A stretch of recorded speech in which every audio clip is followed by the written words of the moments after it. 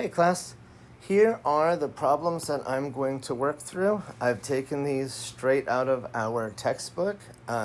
Some of them are the ones that I had circled and said that I would finish in lecture. The other ones were some from later problems on the next page. I've also included in here in the notebook, which I will upload. I've put the little picture with all of the identities on it. And these are a lot of the important ones. By no means this is all of them. But these are ones that come in handy and are useful. And so what I've done is I've done one of the problems per page. And so I'm just going to walk through and talk through them and tell you little things. And some of them I've left little things that I need to fill in and finish. But for the most part, it's all pre-written, and I'm just going to go through and talk it out with you guys. So here's the first problem. And the first problem has one trick in it, and it's that you have tan squared x, and you've got a tan negative x. And so it's almost like quadratic, but it's not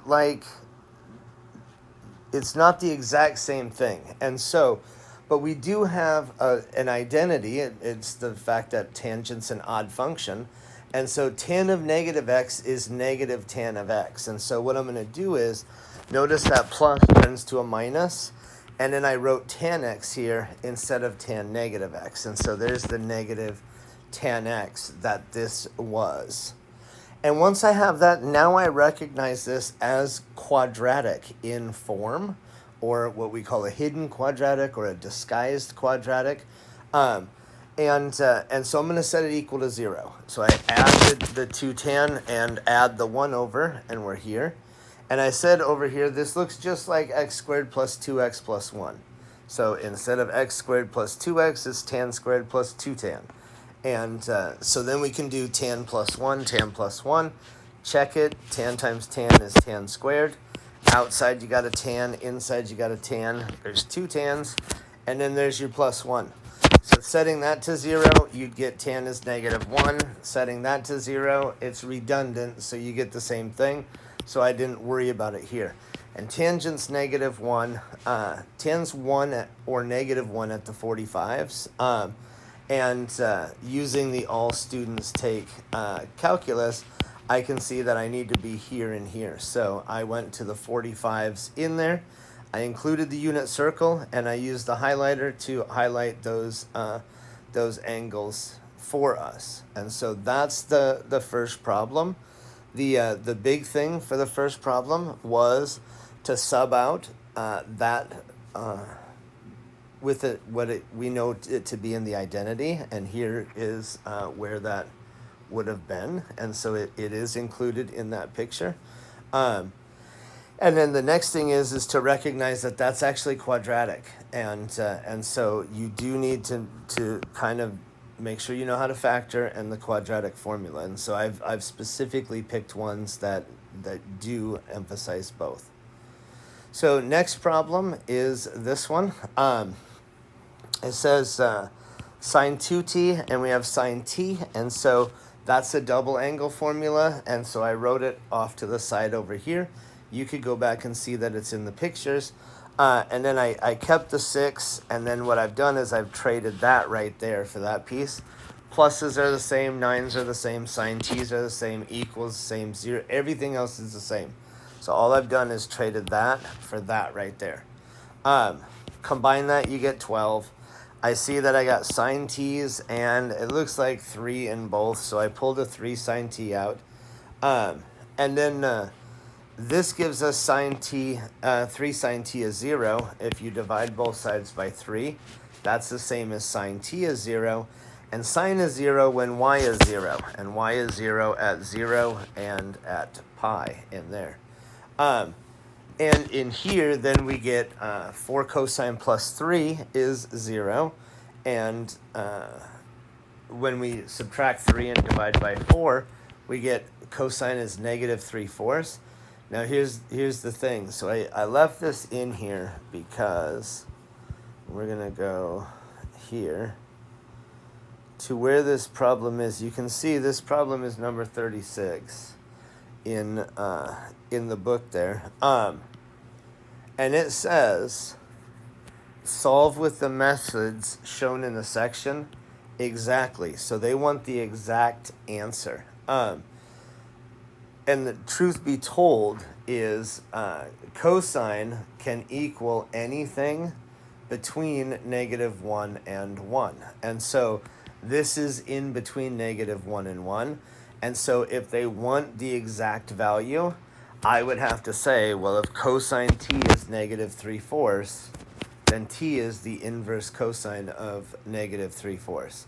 And that's the best that I can do there. That's not one on the unit circle. On the unit circle, we have zeros, ones, √2/2s, halves, and √3/2s. And so that's none of those. And so for that reason, I'm going to go there. But I went back and specifically looked through the book, and this doesn't show up in any of their problems. So I don't know what they actually expected. What I really think they expected was they wanted a 3 here and a 4 here, so that when you solve, you would get -4/3. And then to this, you would say no, because -4/3 is bigger than -1, and you know cosine just goes between 1 and -1. So the thing is, if it was that, and they do have that in there where they have like sine t equals -3/2, and they do make a point to say no, that doesn't work. And so I think that's what they wanted in there, but it didn't work out that way. And the problem does say you got to solve that exactly.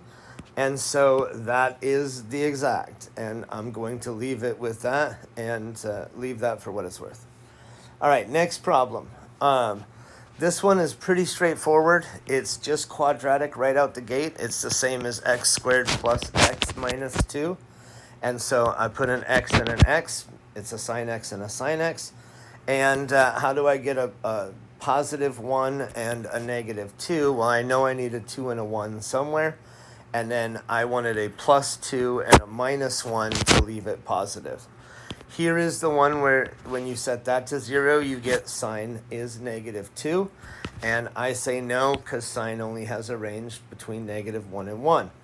If sine x is -1 is 0, then sine x is 1. And that happens at the very top of the circle at pi/2, because that's the only time the y value is 1. And sine is the y value. All right, next one. In this one, we have 5 cosine squared plus 3 cosine minus 1 is 0. That's quadratic, but it doesn't factor. And so we need the quadratic formula.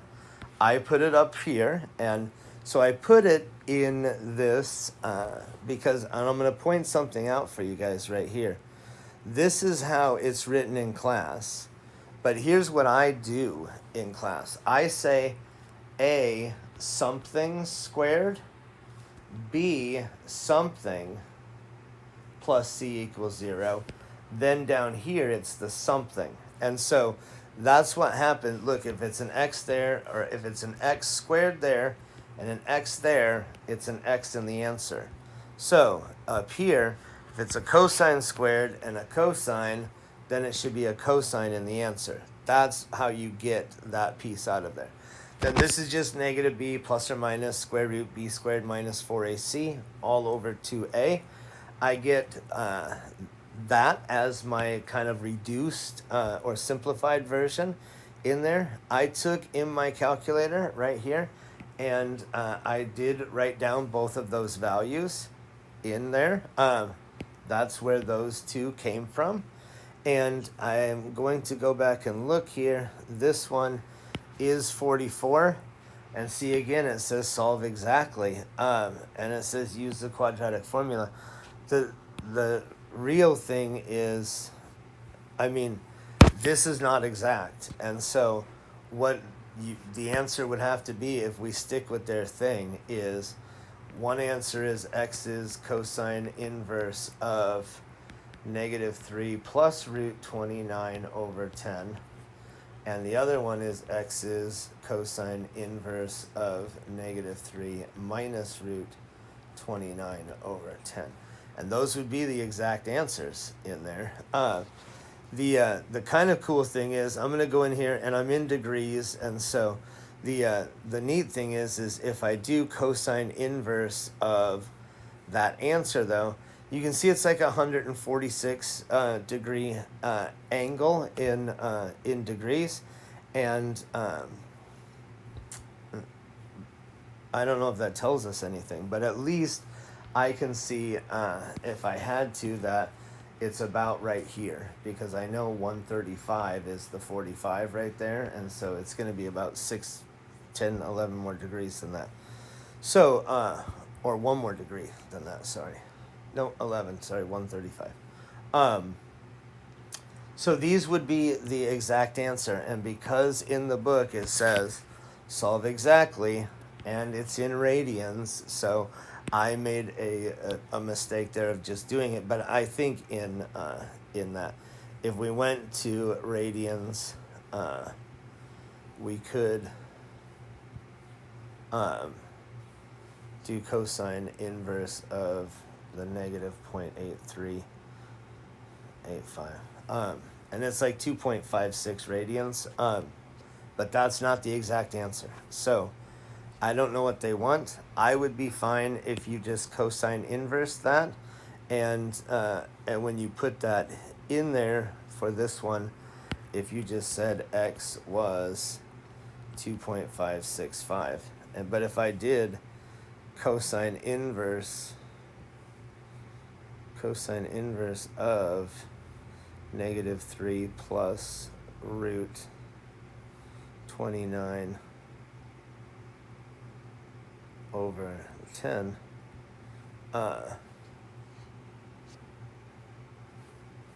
and we do the other one,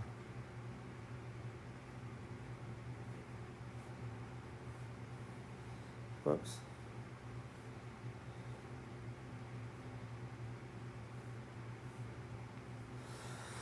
there's that answer of the 2.565.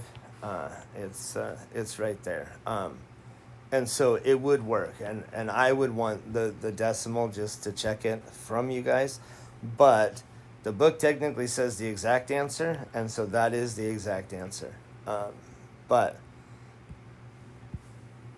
take it for what it's worth. Okay, the next problem we have in here is this one. And what I pointed out in lecture, and I'm just going to do it again here just so it's in the moment and it's fresh in our minds, is this problem here. And I'm going to do it two ways. The first way I'm going to do it is the wrong way. And so I would usually ask class, hey, how do we solve this? And most of the time they would say divide by x to the fourth, and I would just do that. And then those cancel, so we'd get 4 on that side. And these, 4 of them kill 4 of those, and so it leaves x squared. When you square root both sides, you get plus or minus 2 in there. And then I would sit there for a minute and be like, okay, and that's cool. That's everything, and everyone's happy with it. Yep, that's the answer. And I would say, but wait a minute, because what's 0 to the 6th power? Well, it's 0. And what's 0 to the 4th power? It's 0. And 0 times 4, it's 0. And 0 equals 0. So the thing is 0 should be an answer. So it should be one of our answers in there. And we lost it. And so what happened? And so here's what happens is when you have x to the 6th equals 4x to the 4th, what I should have done is subtracted this to the other side and got x to the 6th minus 4x to the 4th equals 0. Then I could pull an x to the 4th out, and I'd get x squared minus 4 equals 0. And then you get x to the 4th, x plus 2, x minus 2 is 0. And there is the x equals 0. There is the negative 2. And there is the 2. And so you see, so what happened was this, you know you can't divide by 0. And so when you divided by x to the fourth here, you assumed that x to the fourth was not 0. But if x to the fourth was 0, then x would have been 0. And so you assumed x wasn't 0. But lo and behold, x equals 0 was one of the options, and you just threw it out right here when you divided out. And I'm saying the you as the collective, us, you. The thing is, when you divided by this, you lost 0 as an answer, because dividing by that thing, you can't divide by 0, so this thing obviously wasn't going to ever be 0 in your mind. So over to this then. If you divided by cotan x, both sides, you would get just 1 cotan equaled -1. And that's the equivalent of doing it wrong over here. You see, when you divide, you assume that cotan's not 0. And if you look in here later on, I find that cotan has to be 0 for this to hold. And so I need to not divide, and that's why I show you those two ways, and hopefully that helps you, okay? So in doing the same thing that I did down here, I move this to the other side, pull out a cotan, and then we get cotan has to be 0, or cotan plus 1 is 0, so cotan is -1. And cotan is 0 when cosine is 0. And cosine is 0 at pi over 2 and 3 pi over 2. It's when x is 0, so we're here and here around the circle. Cotan being -1 is the same as when tangent's -1. And so 3 pi over 4 and 7 pi over 4 for those. And this one I did take and I put it into Desmos. You can see here I did red is one side, the left side of the equation. Blue is the right side of the equation. And if I want them to be equal, that's what we had up here, then I want to know where their graphs intersect. And here you can see pi over 2, 3 pi over 4, 3 pi over 2, and 7 pi over 4. And those are our pi over 2 is there. 3 pi over 2 is there, 3 pi over 4 is there, and 7 pi over 4 is there, and that's the only time. And this is 0, and this is 2 pi right there. So we're looking in that interval where we are supposed to be. And that's the only 4 spots that they intersect. We have 2 more problems, and so I'll speed up a little bit because I think you're starting to get the idea. In this one, the big thing is we have sine squared and sine, but then we have this cosine squared in there. So we have a sine squared and a cosine squared and then a sine. And it's like I need everything in either all sines or all cosines. And because I have a sine and a sine squared, I want this to be traded out. And so I know that sine squared plus cosine squared is 1. So if I move that over, cosine squared is 1 minus sine squared. So I wrote that here for us. And so here's sine squared. Then we have the minus, and this is another trick. This thing is 2 terms. And so it's minus now 2 terms. I need to use parentheses so we do subtract both terms.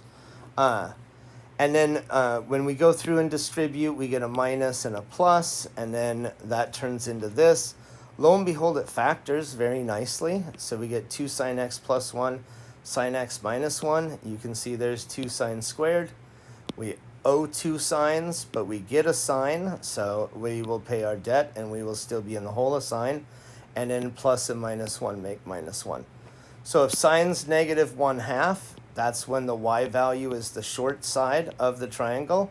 That's at 210 degrees and 330 degrees, or 7 pi over 6 and 11 pi over 6. And if sine x is -1, when you add it, you get sine x is 1. That only happens when y is at the top of the circle. So we get 3 answers for this one. And if you look in here, we have 1, 2, 3, and they are precisely those values in there. So this one hinged on trading that out through one of the Pythagorean identities in there. Then final problem for us, and then this one I'm going to just sort of release it to you at the end because we've already done what it actually takes to finish it in enough of the other problems for you to be successful in it. So when I look at this problem, it looks kind of intimidating. And so what I mean by that is I have this big fraction that's got tangents and secant squareds in it. And then I've got sine squareds and cosine squareds. And so I've got like 4 different trig functions in here, and I don't know what to do. So, but I see that if I took this to the other side and added it over, I would have cosine squared plus sine squared. And I know sine squared plus cosine squared is 1, or cosine squared plus sine squared is 1. So if I add this over to the other side, which that's what I do right here, that side becomes 1. And so that's what happens right there. So notice this just stays, and all I did was I added that to the other side. It's right there. Sine squared and cosine squared is 1. So now we have the blue in here, which that is there. Equals is equals, and that is now 1. So then in red, I multiply both sides by this denominator to get rid of it. And we have the 2 tan right there, and 1 times that is just that thing. Now, then, one of the other identities, and here's how I get it very quickly if I forget it. I say this, I say sine squared plus cosine squared is 1. And then if I want tan squared or whatever, I know I need to divide by cosine squared. So then I do everything, and I see, oh, that's going to be tan squared. That's 1. And 1 over cosine squared is secant squared. And so that's how I rederive it if I need it. All I ever remember is that sine squared plus cosine squared is 1. And then I divide everything by sine squared, you get one of them. Divide everything by cosine squared, you get the other one. So I don't choose to remember all 3 of them, but my penalty is I have to redo that each time. So there the secant squared is now tan squared plus 1. Notice it was a minus, so I needed to put the parentheses there, and we have to distribute those. So then when I move everything around, the tan squared comes to this side. So we have the tan squared plus 2 tangent there. 2 minus 1 is, there's a plus 1 on this side. So when I move that to the other side, it becomes the minus 1 right there. And here's the issue that we run into. I thought, and notice my line right here, I thought, oh, it's going to factor. But I would need these to be plus and plus to get a 2 there, but then that has to be a plus 1. And so I think this was kind of a mistake. And so I just checked in here, and if you look, x squared plus 2x minus 1 is basically,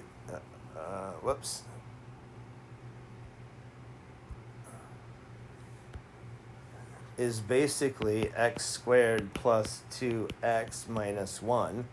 So I'm looking for those intercepts, and I went in here, and one of them's like 2.414, and the other one's like 0.414. And so those 2 pieces mean that we will need not this, so this doesn't work, but we will need tan x equals -2 plus or minus the square root of 2 squared is 4 minus 4. A is 1 and C is -1 all over 2A. So we get tan x is -2 plus or minus the square root of 8 over 2. And that's negative 2 plus or minus 8 is 2 root 2 over 2. And if I pull a 2 out of the top, let's pull a 2 out. If I pull a 2 out, I get negative 1 plus or minus root 2 over 2. The 2's cancel. This is all tan x. And so tan x is negative 1 plus or minus root 2. And negative 1 plus root 2, that's the 0.414 that was in here, that point right there, the 0.414. And if we do this but change this to a minus, then negative 2.414 is that answer right there. So those are the two zeros right there. And if it wants the exact value, then one of them is tan inverse of negative 1 plus root 2. And the other one's tan inverse of negative 1 minus root 2. These would be the answers to those. So with that, I'm going to stop there. And so hopefully you see some tricks, you saw some tips, you saw ways of thinking on, hey, let's try and get this and see a Pythagorean identity in there, and then just have to deal with the tangents and secant squareds. And those we can trade out and get back into all tangents or all secants or whatever we actually need. In things like this, switching out like a cosine squared or a sine squared so that you can even out and get it all in terms of cosine or all in terms of sine. When it's something like this, don't divide unless you're sure what you're dividing by can't be 0. If you're not sure, move it over and factor it out, and then that way you keep track of it. Know the quadratic formula and know that whatever the thing is, that is the middle term and the squared term version, that's what is there in the quadratic, and then you need to cosine inverse to get those values. Factoring is good. Make sure you're always sensitive to that tangent, blows up over and over again.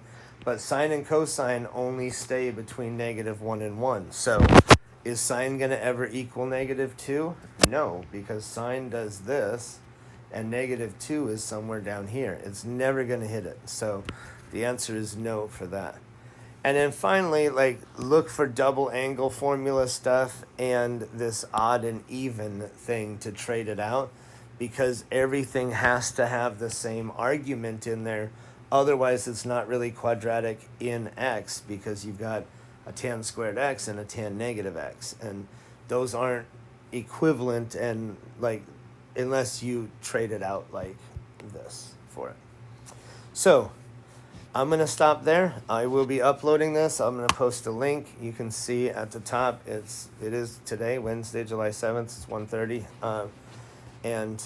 So you will be getting this shortly. All right? Take care, you guys.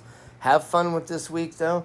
It is meant to be fun. It is kind of frustrating, but it does make you dig in and figure out, what do you know? What do you remember? What do you need from algebra? And it gets messy, but it's messy fun if you like moving things around and combining and factoring and solving and doing that kind of stuff. So try to have fun with it. All right, guys? Take care. We'll talk soon. All right. Bye-bye.